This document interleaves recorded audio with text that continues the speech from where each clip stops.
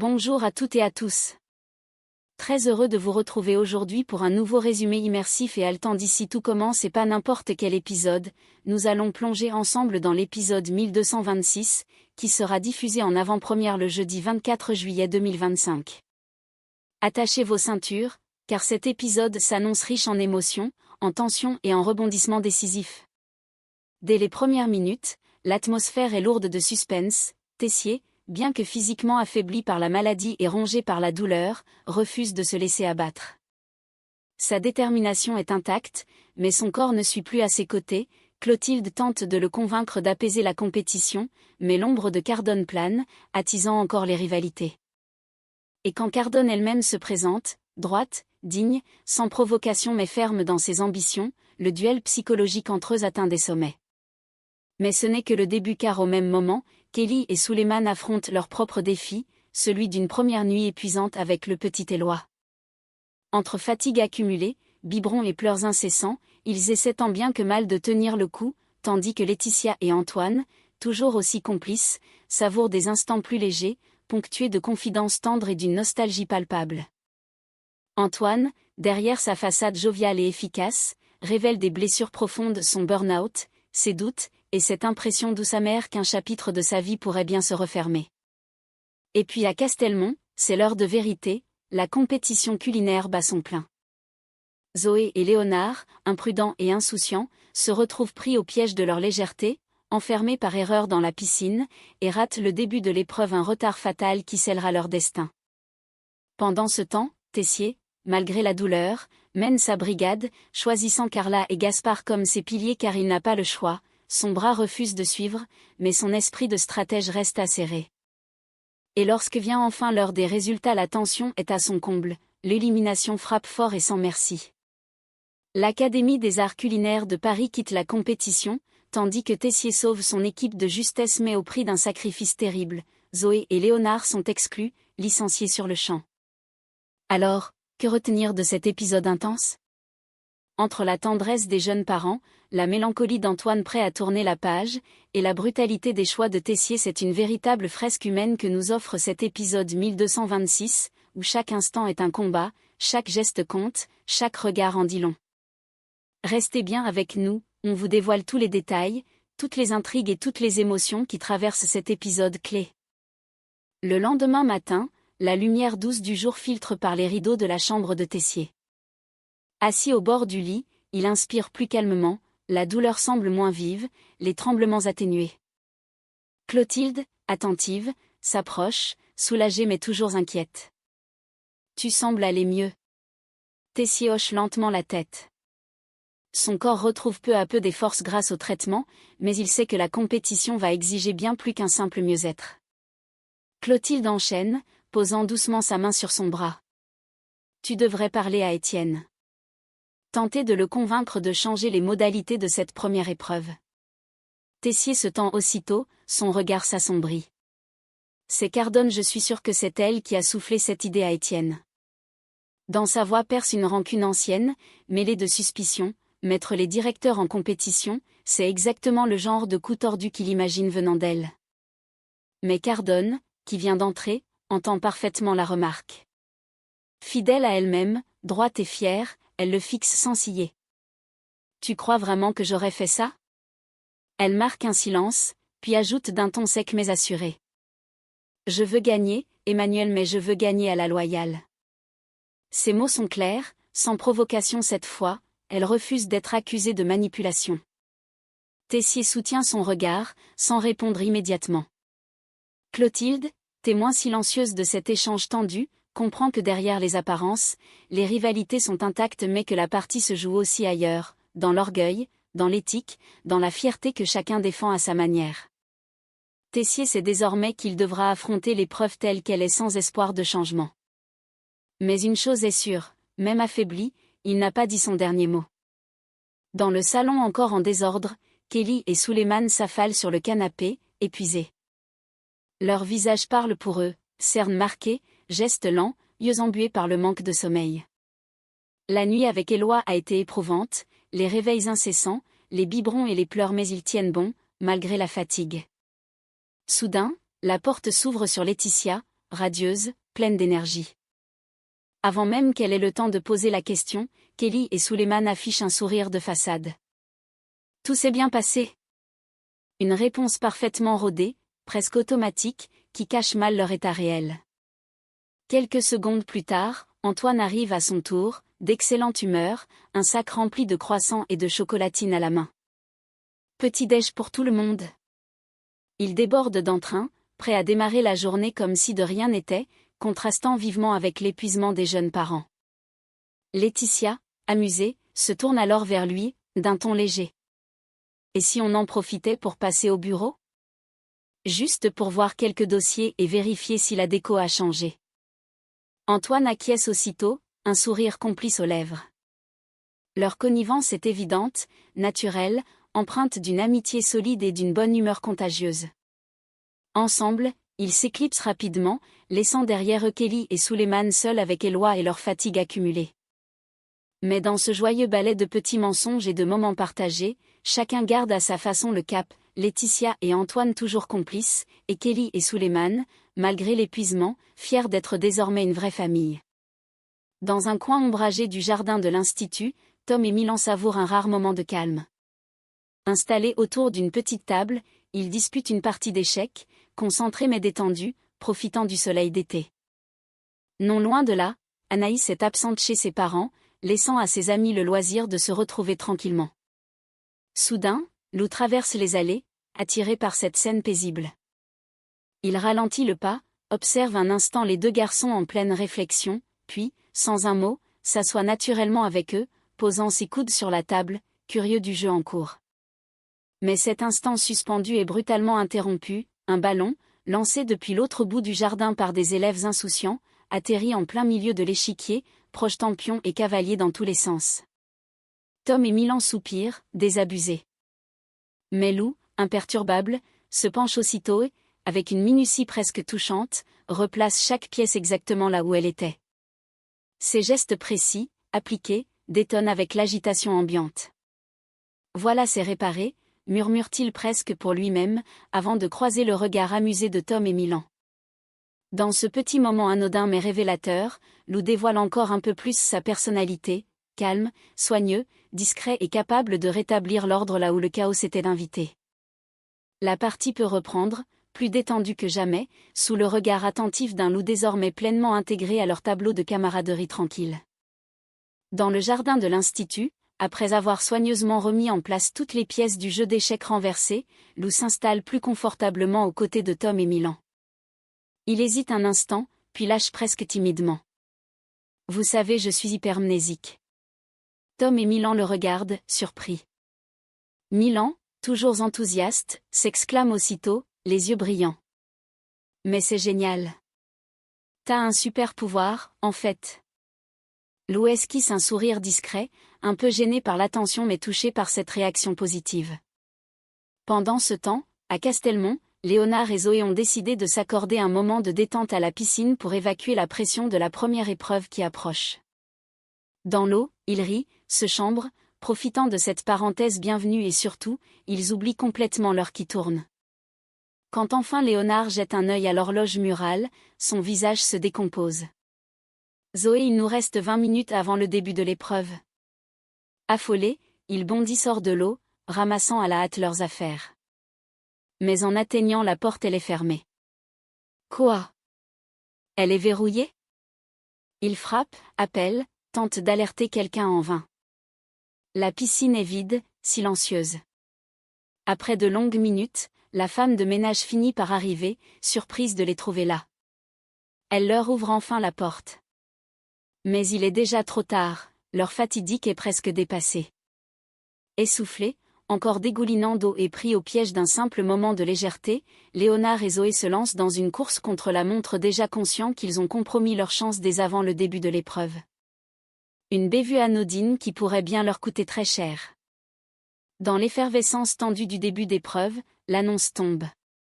Pour cette première épreuve, vous devrez réaliser un menu complet autour des fromages de la région. L'information se répand immédiatement parmi les élèves, l'exigence est claire, le défi est de taille. Mais pour Tessier, la pression est doublée, il sait qu'il doit cuisiner lui-même aux côtés des élèves alors que son corps le trahit. Pâle, la douleur lancinante dans son bras s'intensifie. Ses doigts refusent d'obéir, l'épaule ankylosée le fait grimacer à chaque mouvement. Sans attendre, il se tourne vers Carla et Gaspard, les yeux brillants d'urgence. Vous deux avec moi. Il compose son équipe dans l'instant, misant sur leur efficacité, mais aussi sur leur envie de prouver leur valeur. Carla et Gaspard échangent un regard, ils comprennent l'enjeu et qu'ils vont devoir porter ce menu quasiment seuls. Clotilde, attentive à chaque geste de Tessier, s'approche doucement. Sa voix, ferme mais sans reproche, tranche. Emmanuel, tu dois te reposer sur eux. Tu n'as pas le choix. Tessier encaisse ces mots avec difficulté. Pour lui, s'en remettre aux élèves, c'est céder mais il n'a plus la force de nier l'évidence, son bras est inopérant, la douleur est trop forte. Sa fierté vacille, mais il serre les dents, il dirigera cette épreuve en stratège, en chef même s'il ne peut plus être pleinement exécutant. Le chronomètre est lancé, l'épreuve débute, dans cet instant précis, chacun sait que l'épreuve ne se jouera pas seulement sur la technicité culinaire mais aussi sur l'endurance et la capacité à faire équipe face à l'adversité. Et Tessier, malgré son bras défaillant, entend bien tout faire pour que sa brigade brille. Dans un coin tranquille, assis à la terrasse du coffee shop au Salin, Laetitia savoure un rare moment de répit. Face à elle, Antoine l'écoute d'une oreille distraite, son téléphone posé à côté de son carnet de notes déjà couvert de chiffres. Laetitia, enjouée, se lance dans le récit de ses dernières aventures sentimentales dans le palace où elle travaille, des histoires légères, piquantes, presque romanesques, où se croisent clients exigeants, rencontres improbables et soupçons de flirt.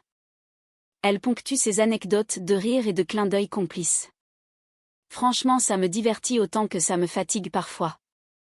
Antoine, amusé, hoche la tête mais ne se laisse pas distraire longtemps. Dès que Laetitia marque une pause, il attrape prestement son téléphone. Bon, faut que je m'y remette. En un clin d'œil, il retrouve sa concentration habituelle. Ses doigts pianotent rapidement tandis qu'il enchaîne les appels aux fournisseurs, négocier, gratter quelques centimes par-ci, obtenir une remise par-là, rien n'échappe à sa vigilance. Laetitia l'observe, mi-fascinée, mi-amusée, Antoine n'a pas changé, toujours efficace, toujours attaché à faire tourner les choses au cordeau même entre deux confidences légères. Dans ce mélange inattendu de confidences amoureuses et de rigueur budgétaire, leur complicité tranquille s'exprime pleinement, chacun dans son rôle, chacun fidèle à sa nature mais toujours heureux de ces moments partagés. Sur la terrasse tranquille, entre deux éclats de rire complices, Laetitia se fait plus douce, plus attentive. Elle regarde Antoine avec sérieux, captant dans ses gestes et ses silences une fatigue plus profonde que celle d'une simple journée de travail. Tu veux en parler, Antoine? Ton burn-out. Sa voix est posée, bienveillante, sans jugement. Antoine soupire, son regard se perd un instant au loin, sur les jardins de l'Institut. J'ai touché le fond après mon départ, murmure-t-il. Les mots résonnent, simples mais chargés de ce qu'il n'a jamais dit tout haut. Le vide qu'il a ressenti, l'épuisement accumulé et ce moment où il a dû accepter qu'il ne tenait plus. Puis, sans amertume, il évoque Tessier. Tu sais, il a été compréhensif, étonnamment quand je suis parti. Une phrase qui dit beaucoup, même dans leur rivalité et leurs différends, il y avait entre eux une forme de respect tacite. Laetitia l'écoute en silence, touchée par cette confession qu'il n'avait sans doute confiée à personne d'autre. Et dans cette conversation pleine de souvenirs et de mélancolie, un parfum d'adieu flotte déjà. Car ces mots, ces confidences, trahissent quelque chose de plus profond, la conscience qu'Antoine est peut-être en train de tourner définitivement la page de l'Institut. Le ton, la nostalgie, tout laisse entendre que ces instants partagés avec Laetitia sont une parenthèse précieuse avant un nouveau départ, loin des cuisines et des intrigues de Calvière. Dans l'ancien bureau qu'ils avaient partagé tant de fois, Laetitia pose un dernier regard autour d'elle. Les objets, les dossiers, les meubles, tout lui évoque des souvenirs, des années de travail, de discussions, de complicité tissée dans ces murs. Elle se tourne vers Antoine, un léger sourire mélancolique au coin des lèvres. Cet endroit, ça me rappelle tellement de souvenirs. Antoine acquiesce, touché lui aussi. Puis, lorsque Stanislas franchit la porte, le duo se lève d'un commun accord, prêt à laisser la place et peut-être à refermer définitivement ce chapitre. Pendant ce temps, dans un coin plus animé de l'institut, Billy s'active derrière un meuble qu'elle s'est mise en tête de déplacer. Avec un petit cri victorieux, elle en ressort un objet poussiéreux. « Ah mais regarde ce que j'ai trouvé !» Dans sa main, le porte-clés, coin-coin, de Tom, égaré depuis des jours. Elle le tend fièrement à son ami, sans se douter du plaisir sincère que cela va lui procurer. Tom le récupère, visiblement ému. Il fait tourner doucement le petit porte-clés entre ses doigts, comme s'il retrouvait un trésor. Se tournant vers Milan, il glisse d'une voix plus douce, presque nostalgique. « Tu sais Billy, c'est ma pote. » Juste ça. Mais juste ça, dit tout, une amitié précieuse, simple mais authentique, qui résiste à tout même aux maladresses, aux épreuves, aux oublis. Et dans ces gestes anodins, un porte-clés retrouvé, un regard échangé se révèle toute la tendresse de ce lien indéfectible. Dans un coin du jardin de l'Institut, Tom s'installe sur un banc face à Milan, un air à la fois fier et sérieux accroché au visage. Il prend une grande inspiration avant de lâcher, solennel. « Tu sais Milan, je suis un zèbre. » Milan, déjà blasé, lève un sourcil sans même relever la tête. Tom insiste, sûr de lui. « Ouais, un HPI. Je sais enfin qui je suis. » Il attend une réaction, mais Milan garde son expression impassible, mi-amusée, mi-exaspérée. Tom enchaîne alors, tout aussi convaincu. « J'ai fait un test dans un magazine, résultat clair, je suis un zèbre, mec. » Le ton est sérieux, mais la situation prête à sourire. Milan, toujours impassible, ne peut s'empêcher de secouer légèrement la tête, partagée entre l'amusement et l'incrédulité. Pour Tom, cette révélation est une découverte existentielle, pour Milan, juste une énième lubie de son ami, et c'est justement dans ce décalage que se niche toute la tendresse de leur amitié. De retour à l'appartement, Antoine et Laetitia poussent la porte sur un tableau épuisé mais attendrissant. Kelly et Suleiman, visiblement au bout de leur force, tentent de calmer Éloi sans grand succès. Kelly, les traits tirés, s'exclame dès qu'elle les voit entrer. « C'est infernal, y a toujours un truc qui va pas avec ce petit. » Et pour cause, Suleiman, les bras tendus, exhibe son t-shirt trempé. Éloi vient de récidiver, une énième attaque pipi, en pleine journée. Laetitia et Antoine échangent un regard complice, amusé mais attendri. Sans attendre, Laetitia pose son sac et s'avance. « Allez, reposez-vous. » On reprend la main. Antoine acquiesce avec le sourire, c'est une évidence, Kelly et Suleiman sont à bout, et il est temps pour eux de souffler un peu. Le jeune couple se laisse faire, soulagé de pouvoir s'écrouler quelques heures, laissant Éloi entre de bonnes mains. Pendant ce temps, à Castelmont, la tension monte d'un cran. Tous les participants, réunis dans la grande salle, retiennent leur souffle. Les résultats de la première épreuve vont tomber et celui qui finira dernier sera éliminé, sans appel. Un silence pesant s'installe, chacun échange des regards anxieux, attendant le verdict qui scellera déjà le sort du premier candidat. Dans ces deux univers parallèles, la fatigue tendre et joyeuse de la jeune parentalité d'un côté, la compétition impitoyable de l'autre, une même chose domine, l'intensité des émotions et l'impression que chaque minute compte. Dans la grande salle solennelle de Castelmont, le silence est absolu. Tous les participants sont rassemblés, alignés, les visages tendus. Le jury annonce enfin les résultats, un à un, dans un ordre croissant de prestige. Première place, l'équipe de Cardone. Un murmure parcourt la salle, Cardone, impassible, affiche un mince sourire de satisfaction. Sa victoire sur cette première épreuve est nette, sans appel. Deuxième, Castelmont. Applaudissements polis, fierté locale. Troisième, l'Institut Auguste Armand. Tessier, raide, masque mal la fatigue et la douleur qui le rongent, mais cette troisième place est une respiration. Carla et Gaspard échangent un regard, soulagés, ils sauvent leur peau pour cette manche. Quatrième, Bordeaux. Le suspense est à son comble car il ne reste qu'un nom à annoncer, celui du dernier, éliminé. Et nous devons malheureusement dire au revoir à l'Académie des Arts Culinaires de Paris. L'annonce résonne comme une claque, c'est l'Académie parisienne qui ferme la marche, disqualifiée dès la première épreuve. Dans la salle, les tensions s'apaisent légèrement pour certains seulement. Car cette élimination rapide rappelle à tous la règle implacable du championnat, chaque épreuve est décisive, chaque détail peut faire basculer un destin. Tessier, malgré la douleur, sait qu'il reste dans la course mais il sent déjà que la compétition ne lui fera aucun cadeau. Alors que les résultats viennent tout juste de tomber, l'ambiance semble se détendre sur la grande terrasse de Castelmont. Castelmont lui-même prend la parole, d'une voix conviviale. Rendez-vous ici pour un verre de l'amitié que toutes les équipes se retrouvent. Une invitation qui contraste avec la compétition féroce qui vient de se jouer. Mais pendant que certains commencent déjà à sourire, une scène bien plus rude se déroule à l'écart. Tessier s'approche de Zoé et Léonard, le regard froid, la voix sèche, sans détour. Vous êtes arrivés trop tard, vous pouvez faire vos bagages. Vous êtes virés de la brigade. Le coup près tombe, brutal. Zoé et Léonard restent figés un instant, la stupeur se lisant sur leur visage puis la déception prend le dessus. Leurs regards se baissent, ils encaissent sans mot dire, mais leur fierté est brisée, cette aventure s'arrête net pour eux, dès la première étape.